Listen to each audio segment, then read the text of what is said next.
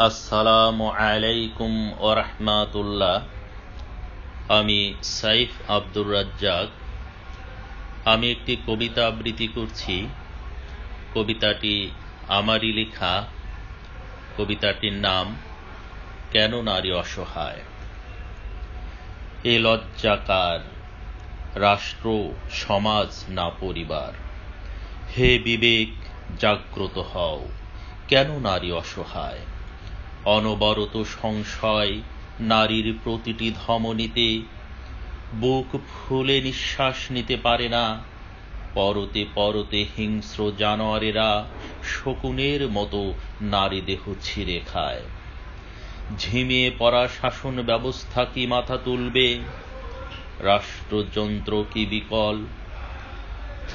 আমাদের এ কোন রাজ্যে বসবাস, অত্যাচারীরা সহজেই পার পেয়ে যায়। চলছে ধর্ষণ হত্যার তাণ্ডব লীলা। কাফনের কাপড় পরে কেন নারী রাস্তায়। কেন উঠেছে প্রতিবাদী ঝড়, বিশ্বের বুকে এ লজ্জাকার। এরা তো আমাদেরই বোন, আমাদেরই মা। কষ্টে অর্জিত স্বাধীন বাংলার সুনাগরিক, মুক্তিযুদ্ধ চেতনার অহংকার।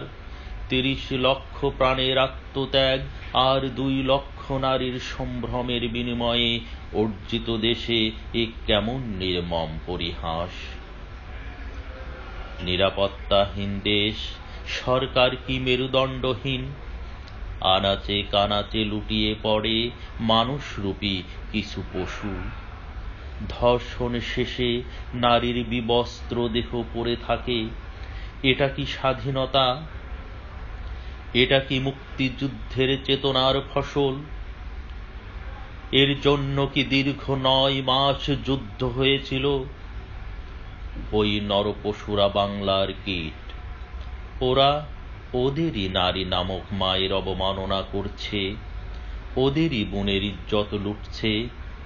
ওরা তো বাংলা মা, সম্ভ্রম হারানো ২ লক্ষ মা বোনের প্রতিচ্ছবি।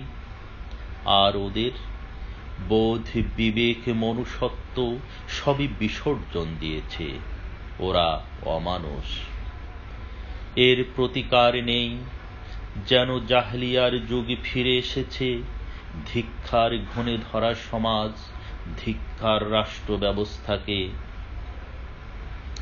রাত শেষে প্রতিনিয়ত ধর্ষণ, হত্যার দামামা, ক্ষতবিক্ষত নগ্ন লাশ, আগুনে পোড়া ঝলসানো দেহ। আর কত প্রতিবাদ করলে কি ওরা দেশবিরোধী, শাসকদের গায়ে লাগে। ওরা কি মঙ্গল গ্রহ থেকে এসেছে, এই মাটিতেই ওদের পয়দা।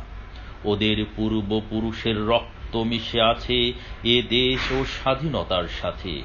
ওরাও যোদ্ধা, ওরা নারী। এটা কি অপরাধ। ওদেরও অধিকার আছে সুস্থ স্বাধীনভাবে বাঁচার। ধন্যবাদ।